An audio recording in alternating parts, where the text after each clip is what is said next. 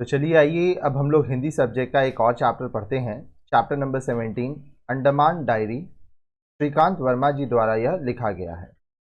ठीक है, आइए स्टार्ट करते हैं। हमारा देश प्रकृति का खूबसूरत संग्रहालय है।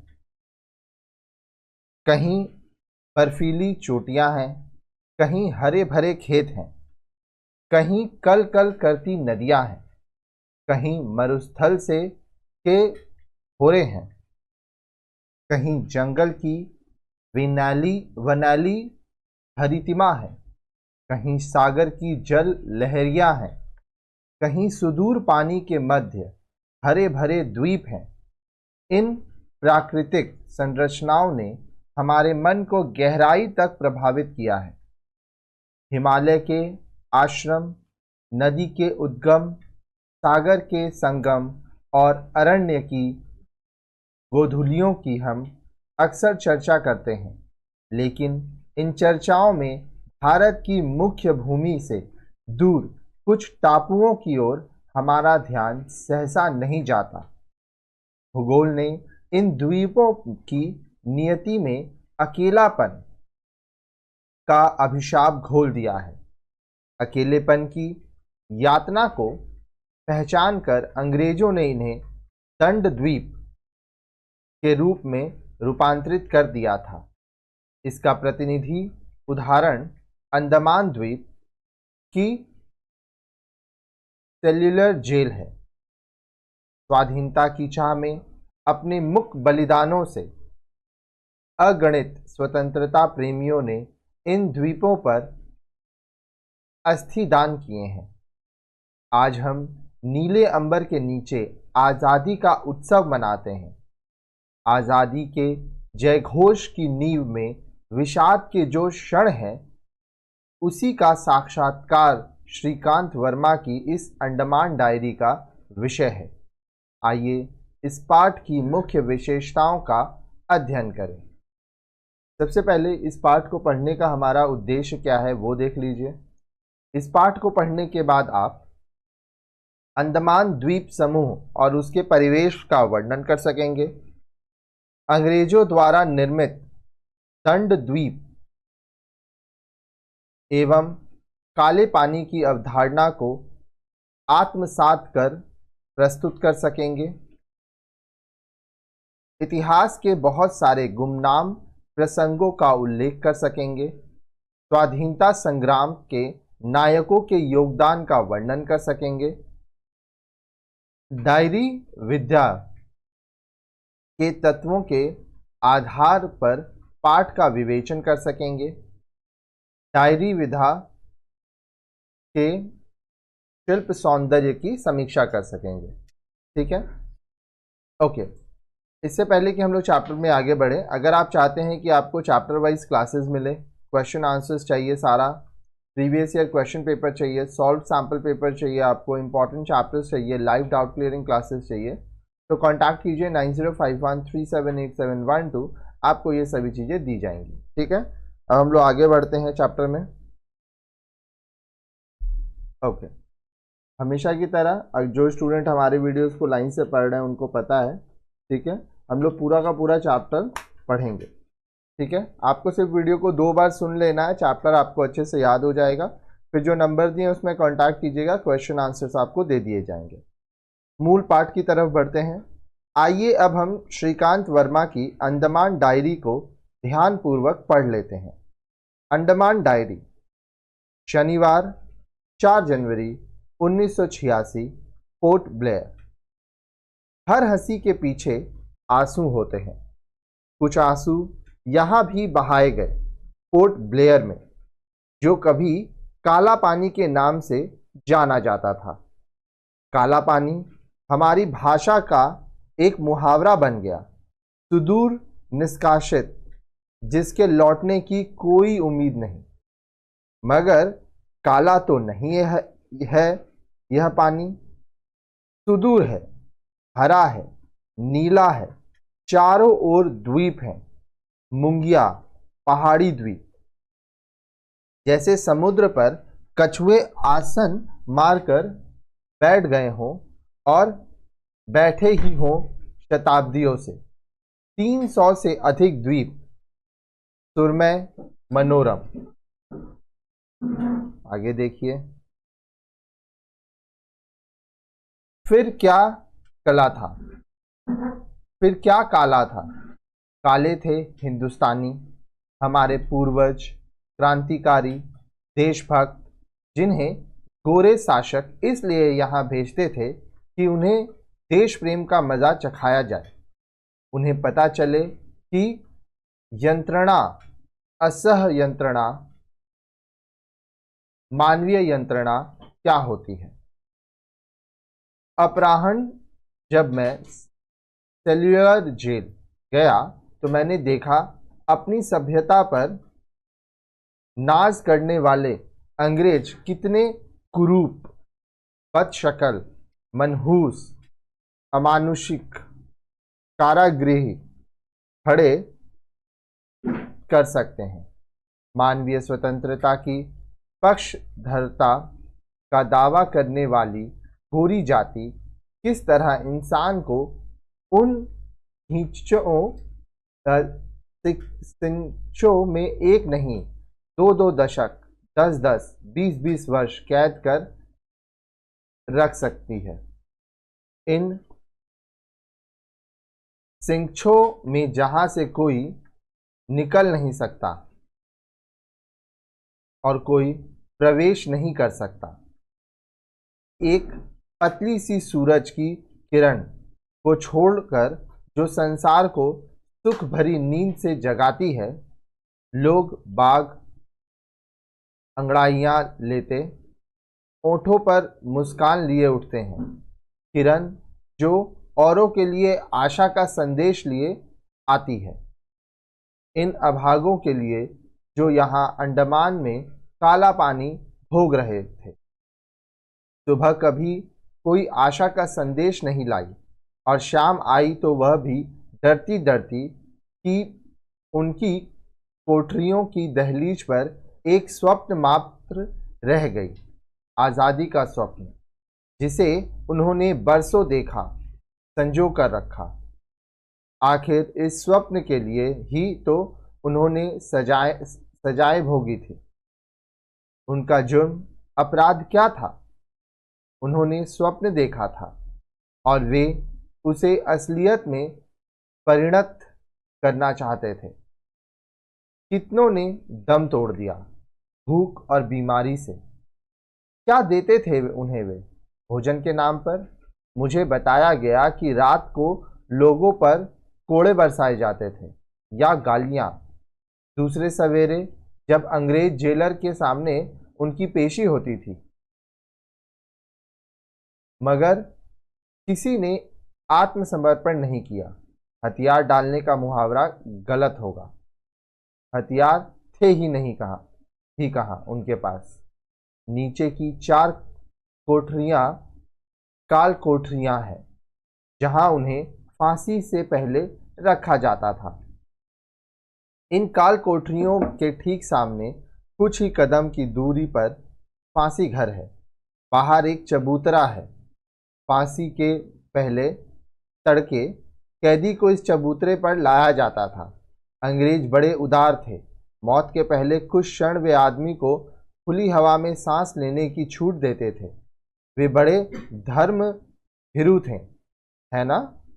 तभी तो कैदी को स्नान ध्यान कराया जाता था। गीता, बाइबल, कुरान के पाठ की सुविधा दी जाती थी और उनके स्वतंत्रता प्रेम की तो अन्यत्र कोई मिसाल ही नहीं। फांसी पर चढ़ाने के पहले पूछते थे, अंतिम इच्छा? कितनों ने उत्तर दिया होगा, आज़ादी। क्या उन्होंने उनकी अंतिम इच्छा पूरी की? शेक्सपियर के नाटकों में ट्रेजेडी रहती है, कॉमेडी, मगर वे शेक्सपियर को घर भूल आए थे। यहाँ आकर उन्होंने सीखा था ट्रेजेडी को कॉमेडी में और कॉमेडी को ट्रेजेडी में बदलना। आगे देखते हैं। तभी तो वे फांसी की सुबह तमाम कोठरियों के द्वार खोल देते थे ताकि बाहरी सिंचों से कैदी देख सकें अपना भविष्य, फांसी। आज़ादी की मांग करने वालों का भविष्य, फांसी। विदेशी शासकों को बाहर खदेड़ने का मंसूबा रखने वालों का भविष्य, फांसी। फांसी पर चढ़ने का हौसला रखने वालों का भविष्य, फांसी। और फांसी की रस्सियों की परवाह न करने वालों का भविष्य, फांसी। देखो, तुम्हें इस तरह फांसी पर चढ़ाया जाएगा। देखो, फांसी पर लटक कर तुम्हारी जीभ, आज़ादी का नारा लगाने वाली जीभ, इस तरह बाहर निकल जाएगी। देखो, अपना हश्र देखो। देखो, अपनी लड़ाई का हश्र देखो। देखो, अपने देश का हश्र देखो।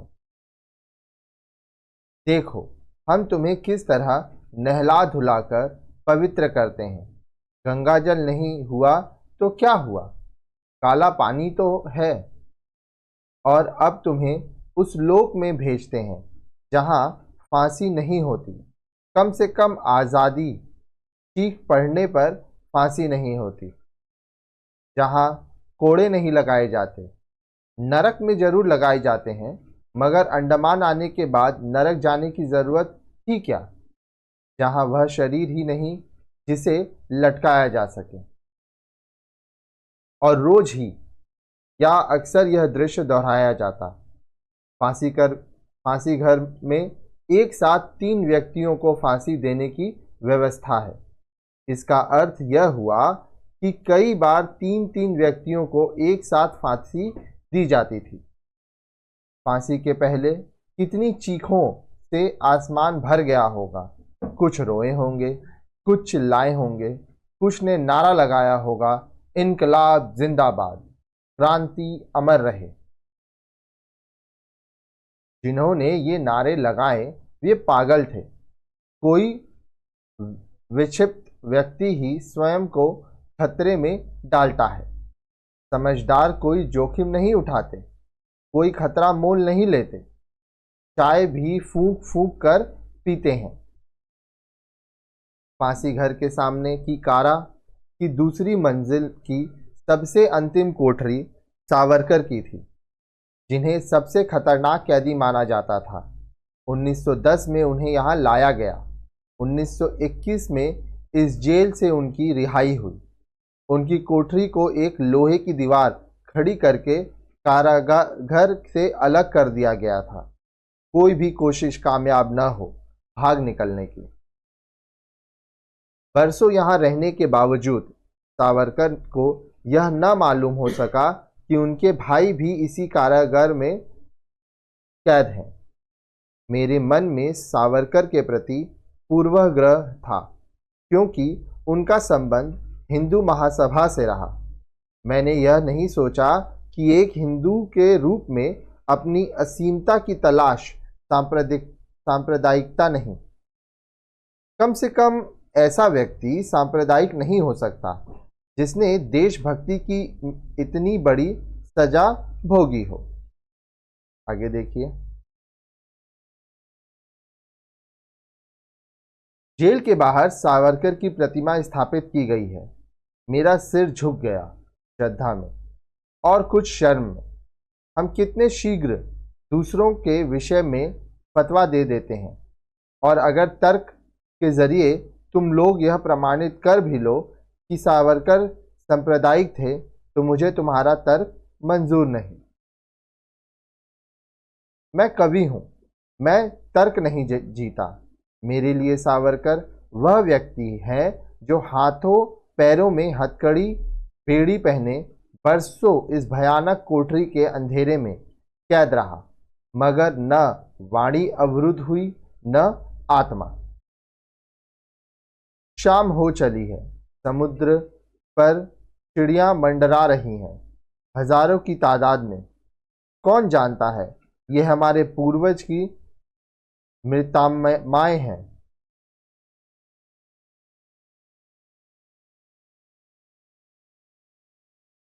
मृतात्माएं हैं हो। कुछ मेरी खिड़की के शीशों से आकर टकरा जाती हैं, या वे मुझे जगा रही हैं गहरी नींद से। जागो, तुम नींद में हो, नींद में चल रहे हो, नींद में लिख रहे हो, नींद में जीवन जी रहे हो। जीवन वह है जो सिंचो में रहने वालों ने जिया। मैंने अपने कमरे की बत्तियां नहीं जलाई। रहने दो यह अंधकार, होने दो पूर्वजों से, मात्र आत्माओं से यह संवाद, मृत आत्माओं से यह संवाद। नीचे पहाड़ी के नीचे समुद्र है, पानी दूर तक फैला पानी। अरे यह तो सचमुच काला हो चला यह पानी। अब देखिए यहाँ पे आपको बोध प्रश्न दिख रहे हैं, ठीक है। अगर आपको क्वेश्चन आंसर्स चाहिए तो जो हमारा मोबाइल नंबर दिया गया है उसमें आप मैसेज करिएगा, कॉल भी आप कर सकते हैं, ठीक है। बहुत सारे सब्जेक्ट हमारे यहाँ पढ़ाए जाते हैं तो वो सब कुछ आपको दिए जाएंगे। आइए समझें। प्रिय विद्यार्थियों, अंडमान श्रीकांत वर्मा की डायरी का अंश है। हिंदी साहित्य की कई नवीन विधाओं की तरह यह भी एक महत्वपूर्ण और रोचक विधा है। इस पाठ को भली भांति समझने के लिए आइए पहले जान लें कि डायरी क्या है। डायरी क्या है? डायरी निजता का गोपनीय अभिलेख है। किसी भी घटना के प्रति व्यक्ति के तत्कालिक मनोवेगों की अभिव्यक्ति का माध्यम डायरी बनती है। वैसे तो डायरी एक निजी संपत्ति मानी जाती है, लेकिन कुछ लोगों की भावनाएं साधारणीकृत होकर पूरी मानवता की संपत्ति बन जाती है। डायरी में लेखक निर्बद्ध होकर अपने अंतःकरण से साक्षात्कार करता है। वहाँ न तो समझौते की छाया होती है और न ही स्वार्थ की चापलूसी, न किसी के नाराज होने का भय होता है और न ही किसी को प्रसन्न करने की अभिलाषा। घटनाओं से भरी जिंदगी में हर एक पल आगामी पल से पृथक होता है। डायरी ऐसे ही छोटे छोटे पलों का बयान होती है। डायरी में लेखक क्षणजीवी होकर अपने दैनंदिन जीवन का पीछा करता है और घटनाओं को हूबहू लिख लेता है।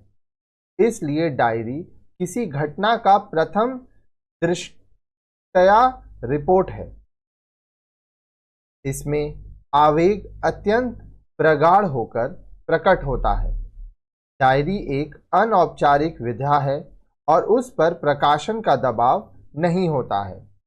इसलिए भय, लोभ, प्रदर्शन की छाया उस पर नहीं पड़ती। अवचेतन में जो मंतव्य छिपे होते हैं वे सहज ही बगैर किसी विचारधारा के मुखौटे के इस विधा में उद्घाटित हो जाते हैं। निज का खूबसूरत प्रस्फुटन ही डायरी की उजास है। आगे देखिए। ध्यान से विचार करें तो डायरी की कई विधाओं का चौराहा है। कई विधाएं इसमें सहज भाव से सम्मानित रहती हैं। कभी यह आत्मकथा का आभास देती है, कभी घुमक्कड़ शास्त्र की झलक देती है, कभी संस्मरण की जादुई दुनिया की सैर कराती है। अपने निर्माण में यह अनौपचारिक इतिहास भी है और रिपोर्टिंग भी। संकट के पलों में डायरी व्यक्ति का आत्मीय सुबंधु हो जाती है। हर समय की ओट में कुछ अंधेरे पल छिपे होते हैं। डायरी उन कठिन समय के खलनायकों का पता ठिकाना और चाल चरित्र का रहस्योद्घाटन करती चलती है। कभी कभी इसके ठीक उलट भी घटित होता है। कठिन समय के मानवीय चेहरों को भी यह बताती है। डायरी एक अंग्रेजी शब्द है। शब्दकोश में इसके कई पर्याय मिलते हैं। जनजीवन में डायरी के लिए दैनिक, दैनंदिनी, परामर्श पुस्तिका, रोजनामचा आदि कहा जाता है। संस्कृत में इसे दिन पत्रिका या दैनिक वृत्त पुस्तक कहा जाता है। आप जानते हैं कि जिस प्रकार कहानी, नाटक, उपन्यास आदि विधाओं के तत्व होते हैं, उसी प्रकार डायरी के भी कुछ तत्व होते हैं।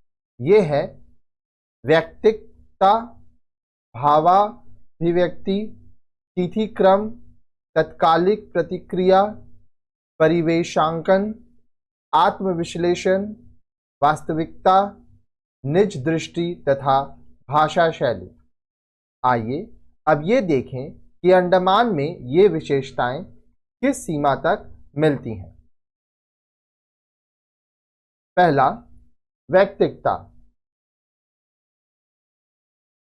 आत्मस्वीकृति डायरी विधा की प्रधान खूबी होती है। अपने अवचेतन मन को डायरी लेखक बिना किसी दुराव छिपाव के शब्दबद्ध करता चलता है। मैं शैली में मनोभावों का अंकन अंडमान डायरी में भी सहज ही उपलब्ध है। लेखक की पोर्ट ब्लेयर देखने की इच्छा बरसों से थी। स्वाधीनता की चाह में जिन स्वतंत्रता सेनानियों ने शिक्षो के पीछे घुट-घुट कर प्राण न्यौछावर कर दिए, उनकी स्मृति आते ही लेखक भाव विभोर हो उठता है। वह डायरी नहीं लिख रहा है, बल्कि रो रहा है। प्रायश्चित का प्रलाप डायरी के वातावरण में अवसाद बनकर उभर आया है। भावना के ज्वार में वह सावरकर के प्रति आत्मग्लानि महसूस करता है। डायरी में इस अंश को देखिए। मेरे मन में सावरकर के प्रति पूर्वाग्रह था, क्योंकि उनका संबंध हिंदू महासभा से रहा।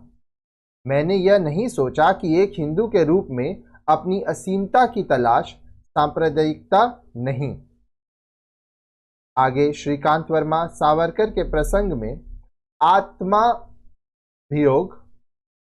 और आत्मस्वीकार की मुद्रा में कहते हैं, मैं कवि हूं, मैं तर्क नहीं जीता। मेरे लिए सावरकर वह व्यक्ति है जो हाथों पैरों में हथकड़ी बेड़ी पहने बरसों इस भयानक कोठरी के अंधेरे में कैद रहा। न वाणी अवरुद्ध हुई, न आत्मा। कहना होगा कि व्यक्तिकता के प्रगाढ़ क्षणों से यह पूरी डायरी भर पड़ी है। भावाभिव्यक्ति। अंडमान में लेखक बंधनहीन होकर अपने अंतःकरण से मुलाकात करता है। भावना की सरल और निश्चल अभिव्यक्ति इस डायरी को खास बनाती है। जब लेखक सेल्यूलर जेल देखकर लौटता है, तो वह अंधेरे बंद कमरे में निश्चेष्ट और किंकर्तव्य विमूढ़ की भाव दशा में लिखता है, मैंने अपने कमरे में बत्तियां नहीं जलाई। रहने दो अंधकार, होने दो पूर्वजों से, मृत आत्माओं से संवाद। आगे देखिए, तिथिक्रम।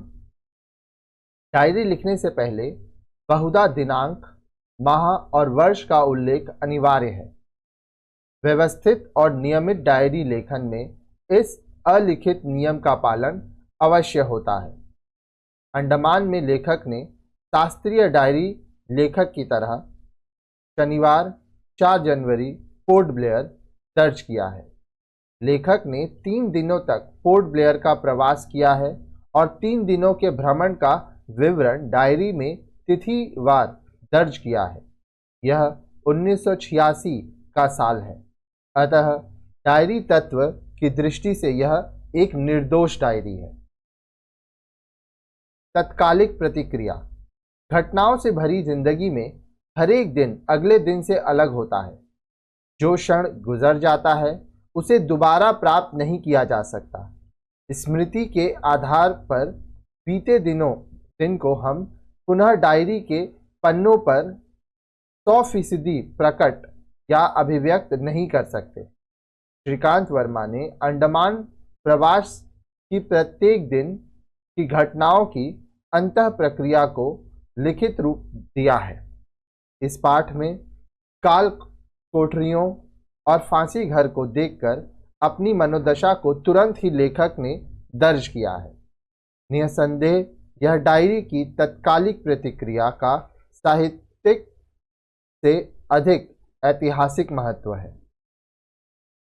आगे देखिए, परिवेशांकन।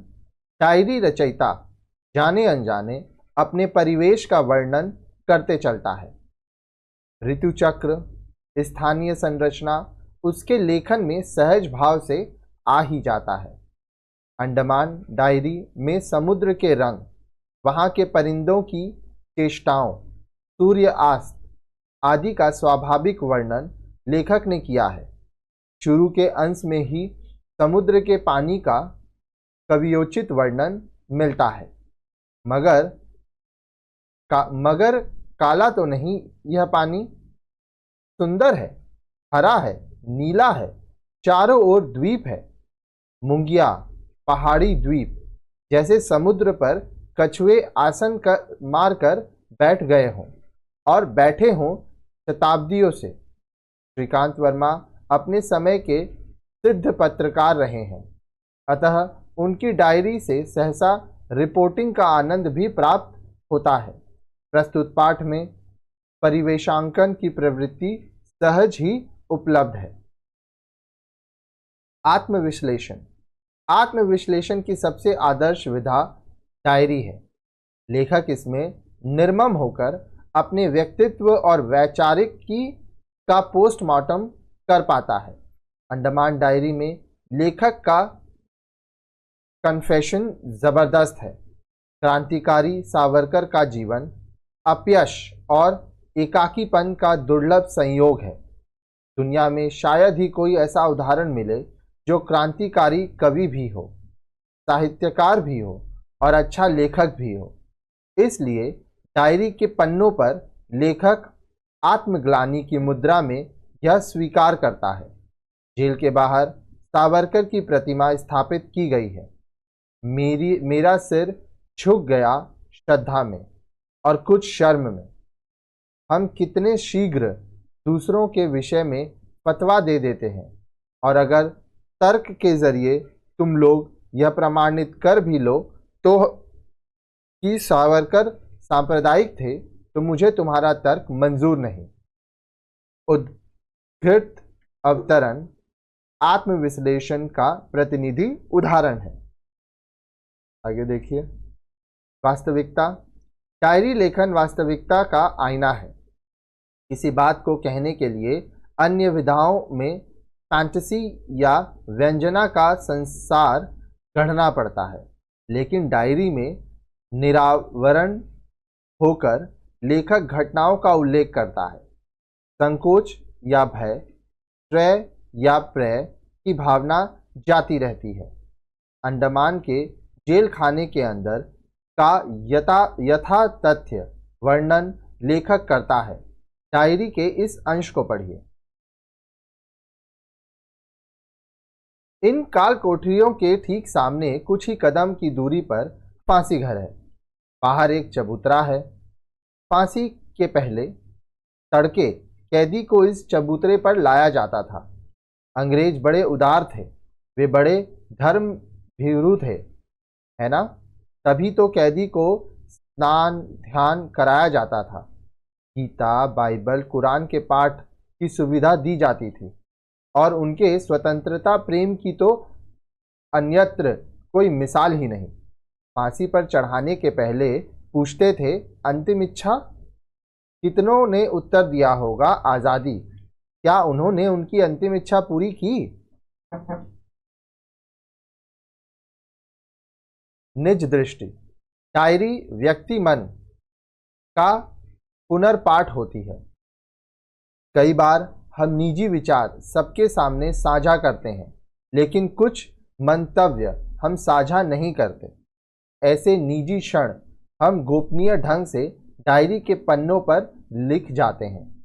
आधुनिकता की सबसे बड़ी उपलब्धि व्यक्तिवाद की प्रतिष्ठा थी, लेकिन राजनीति, बाजार, मीडिया, तकनीक ने हमारे व्यक्तित्व का अपहरण कर लिया है।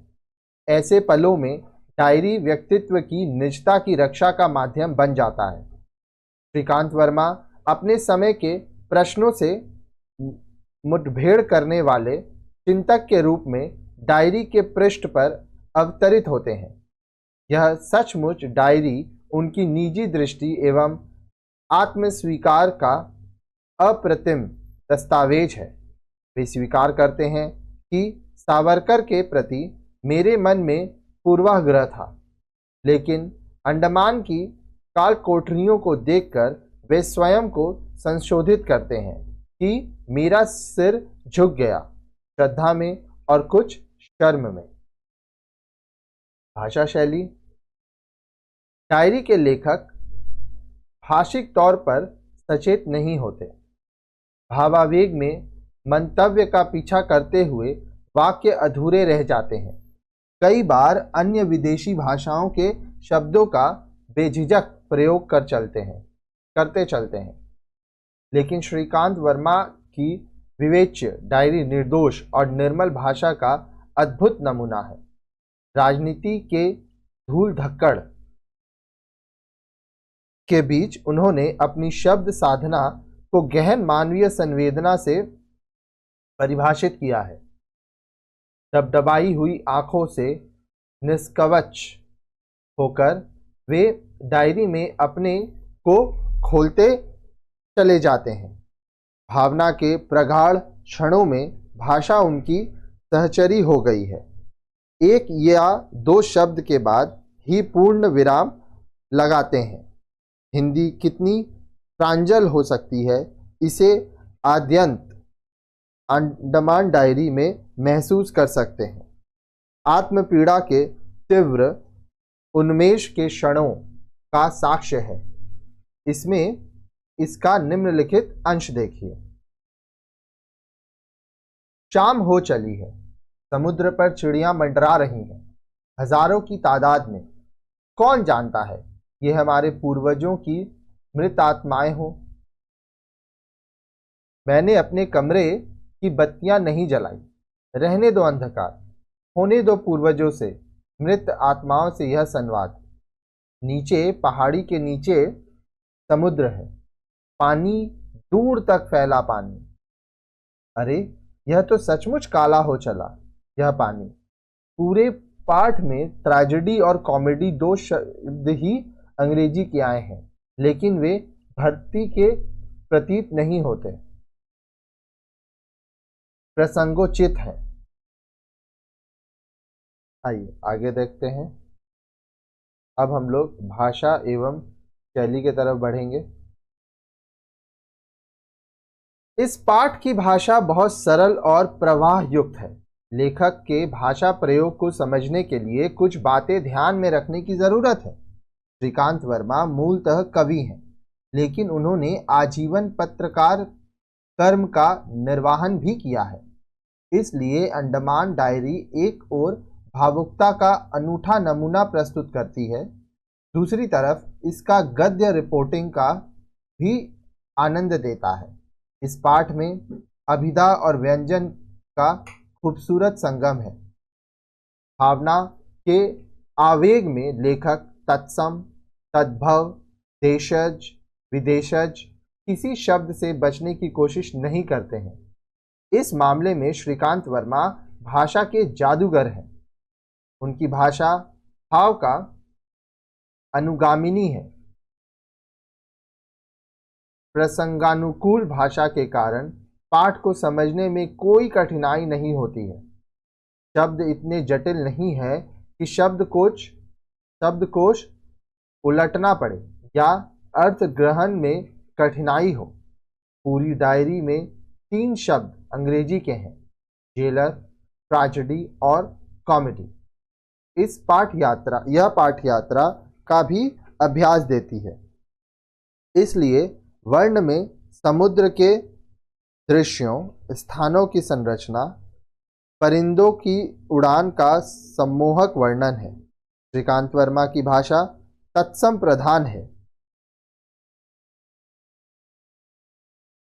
पूरे पाठ में ऐसे शब्द भरे पड़े हैं जैसे द्वीप, निष्कासित, सुरमय, मनोरम, यंत्रणा, कारागृह, दशक, इच्छा, व्यवस्था, क्रांति, विक्षिप्त, अशीनता, वाणी, अवरुद्ध, आत्मा, पूर्वज, मृतात्मा, संवाद।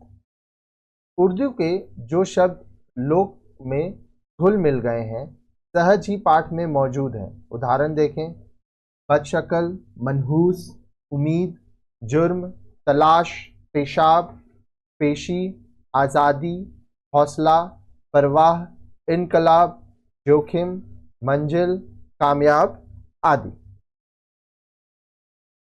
डायरी में 2 जगहों पर मुहावरे का स्वाभाविक प्रयोग है, लेकिन ये मुहावरे लोक में बहुप्रचलित हैं। हथियार डालना और फूंक फूंक कर पीना। श्रीकांत वर्मा छोटे वाक्यों के कुशल प्रयोक्ता हैं। पूरा पाठ ही छोटे वाक्यों का खजाना है। प्रमुख व्याख्याएं। आपने पूरा पाठ पढ़ लिया है और डायरी के तत्वों से भी आप परिचित हो चुके हैं। आइए पाठ में आए कुछ महत्वपूर्ण अंशों की व्याख्या को पढ़कर समझते हैं। अंश 1। अपराहन जब सेकुलर जेल गया तो मैंने देखा अपनी सभ्यता पर नाज करने वाले अंग्रेज शासक कितने कुरूप, बदशक्ल, मनहूस, अमानुषिका कारागृह खड़े कर सकते हैं। मानवीय स्वतंत्रता की पक्षधरता का दावा करने वाली गोरी शासक जाति किस तरह इंसान को उन सिंचों में एक नहीं 2-2 दशक 20-20 वर्ष कैद कर रख सकती है। प्रसंग देखिए, लेखक हिंद महासागर में स्थित टापू अंडमान की यात्रा पर गया है। अंडमान द्वीप हमारे सांस्कृतिक इतिहास का एक त्रासद अध्याय है। स्वाधीनता सेनानियों को यहाँ कैद में रखा जाता था।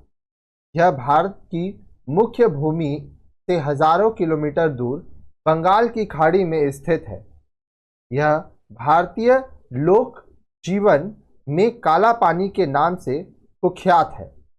डायरी का लेखक शनिवार 4 जनवरी 1986 को पोर्ट ब्लेयर के सेकुलर जेल में पूर्वज सेनानियों के कैद खाने को देखकर विषाद में डूब गया।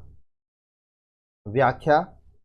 बहुधा भारत में शासक के हैसियत से आए अंग्रेजों को लोक कल्याणकारी सत्ता की स्थापना का श्रेय दिया जाता है।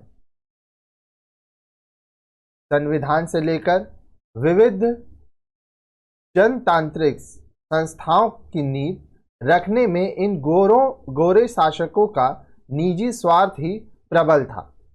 ईस्ट इंडिया कंपनी की स्थापना सन 1600 ईस्वी में हुई थी।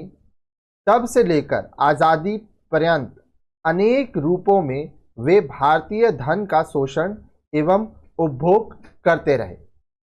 भारत जो सोने की चिड़िया थी, गरीबी और दुर्दशा का शिकार हुई। इस देश को परतंत्र रखने के लिए अंग्रेजों ने क्रूर दंड नीति का आविष्कार किया था। इसी का जीवंत उदाहरण अंडमान के पोर्ट ब्लेयर का सेल्युलर जेल है। काला पानी की सजा पाए लोगों के लौटने की कोई उम्मीद नहीं होती थी। वे घुट घुट कर काल कोठरियों में अपनी जीवन लीला समाप्त करते थे। गोरे शासक ऐसी यातनादायी सजा से भारतीय समाज में उठ रहे आज़ादी के आंदोलन को आतंकित करना चाहते थे, लेकिन ऐसे दमन और उत्पीड़न के बावजूद स्वतंत्रता प्रेमी क्रांतिकारियों के मनोबल पर कोई असर नहीं पड़ा। मानवाधिकार के प्रवक्ता और उदारता का दंभ भरने वाले इस अंग्रेज शासक जाति ने सेल्युलर जेल में यातना का काला और अमानुषिक अध्याय रचा था। इस जेल की नींव 1897 में रखी गई थी। जेल के अंदर 694 कोठरियां हैं।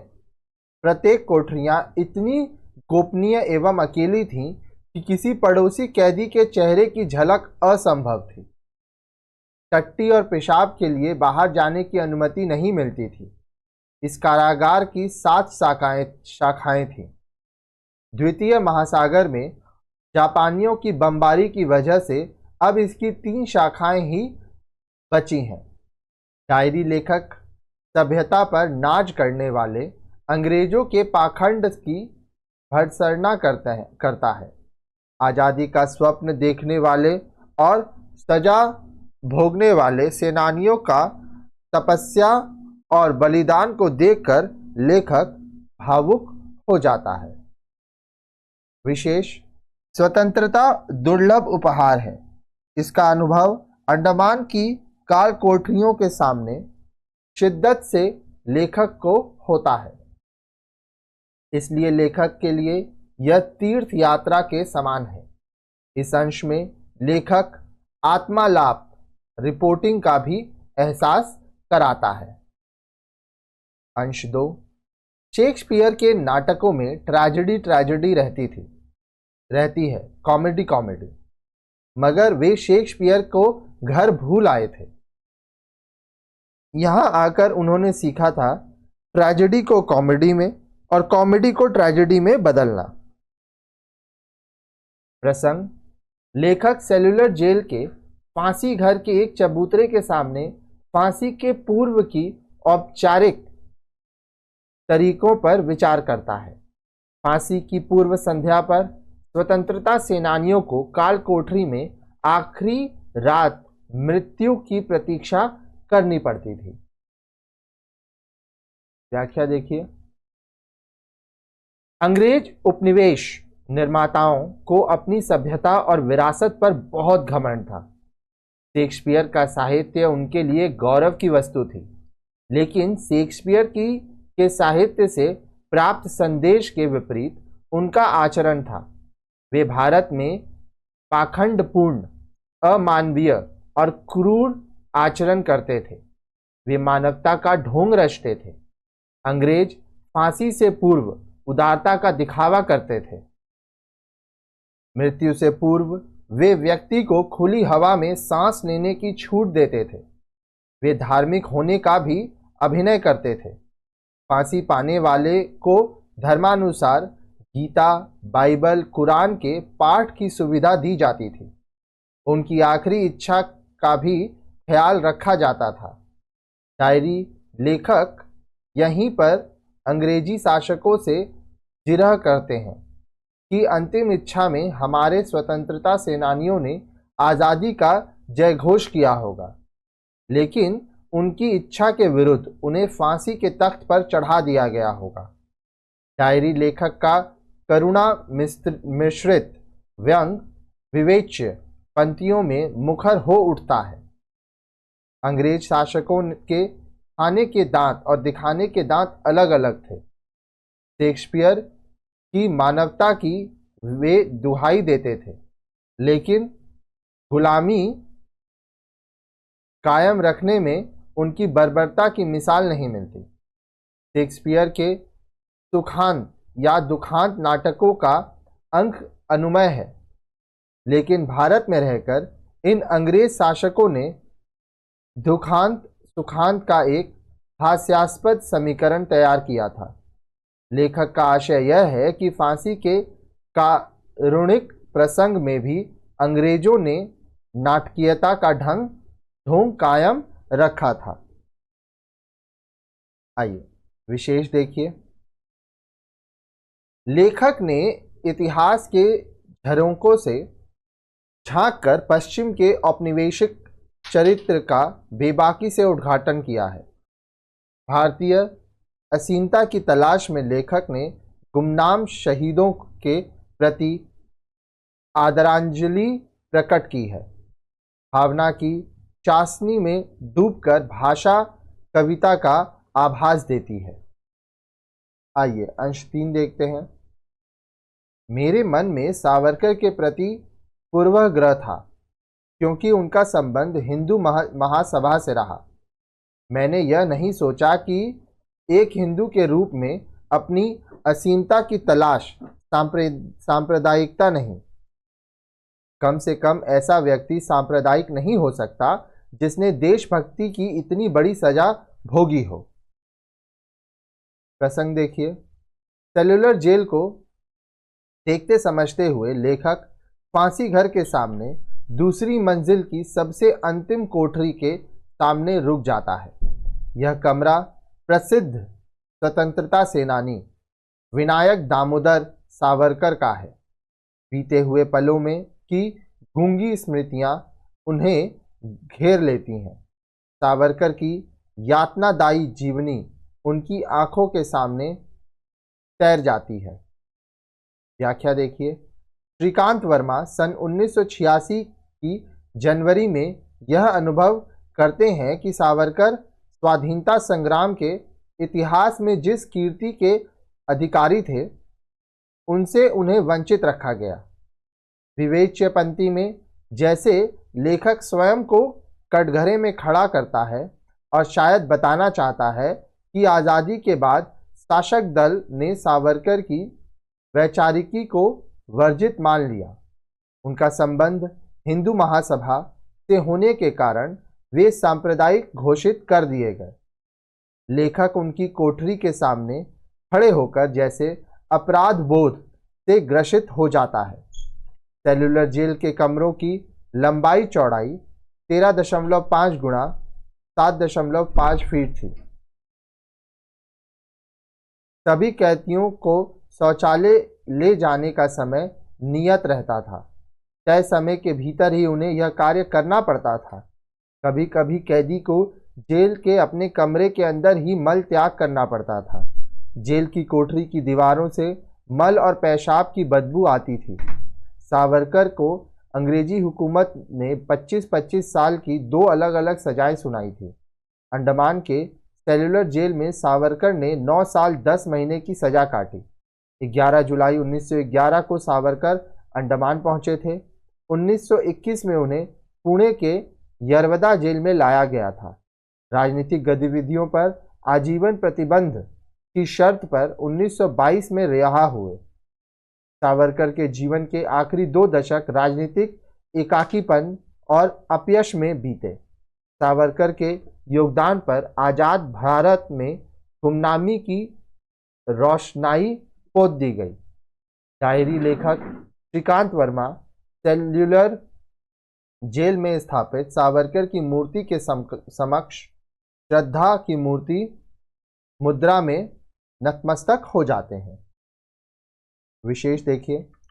डायरी में पूरी ईमानदारी और स्पष्टता के साथ श्रीकांत वर्मा ने सावरकर की उपलब्धि और योगदान को उनकी जीवनी परक वास्तविकता की रोशनी में दर्ज किया है। विवेच्य पंक्तियों में पश्चाताप की भावना प्रकट हुई है। भारतीय विमर्शकारों ने एक बार फिर से सावरकर के अवदानों की पड़ताल शुरू की है। श्रीकांत वर्मा ने 20वीं सदी के सीमांत वर्षों में स्वयं को सावरकर के प्रकरण में संशोधित किया था। इनमें स्वीकार का साहस था। इसलिए श्रीकांत वर्मा की डायरी का ऐतिहासिक महत्व है। आगे देखिए। अंश 4। कुछ चिड़िया मेरी खिड़की के शीशों से आकर टकरा जाती हैं, या वे मुझे जगा रही हैं गहरी नींद से। जागो, तुम नींद में हो, नींद में चल रहे हो, नींद में लिख रहे हो, नींद में जीवन जी रहे हो। प्रसंग। सावरकर की प्रतिमा को देखकर लेखक स्वयं से एकालाप कर रहे हैं। शाम ढल गई है, सैकड़ों की तादाद में चिड़िया मंडरा रही हैं। व्याख्या देखिए, डायरी स्वयं से संवाद की विधा है। उसका सुंदर उदाहरण इस अंश में देखते ही बनता है। इतिहास के गलियारे में उतरकर लेखक क्रांतिकारी सावरकर की यंत्रणा का सहभोक्ता बन जाता है। वे अपराध बोध से ग्रसित हैं और स्वयं पश्चाताप की आंच में जल रहे हैं। आज़ादी के आंदोलन को कुछ चेहरों और नामों तक हमने सीमित कर दिया है, जबकि हमारी आज़ादी बहुत सारे नामों और विचारधाराओं की साझी प्रयास है। अंडमान पाठ से ऐसे गुमनाम व्यक्तियों का कृतज्ञ स्मरण है। लेखक अनुताप की अग्नि में स्वयं को संशोधित करते हैं। ऐसी मनस्थिति में प्रबंधन के क्षण को लेखक डायरी में दर्ज करते हैं। विवेच्य वाक्य केवल लेखक पर ही नहीं लागू होता है, ये दिव्य अर्थी हैं। सावरकर के मूल्यांकन में पूरा भारतीय समाज सोया हुआ है। डायरी लेखक के व्यक्तिवाचक स्वर में हमारे पूरे जनमानस के समक्ष प्रश्न खड़ा करता है। नींद में लिख रहे हैं। वाक्य हमारे बुद्धिजीवियों एवं लेखकों से सवाल पूछ रहा है। इन छोटे छोटे वाक्यों में लेखक का मन कुंदन की तरह तप कर पावन हो गया है। विशेष देखिए, डायरी का विवेच्य अंश सरल वाक्य का बेजोड़ उदाहरण है। आत्मलाप डायरी का एक प्रमुख तत्व होता है। इस दृष्टिकोण से भी यह अंश उल्लेखनीय है।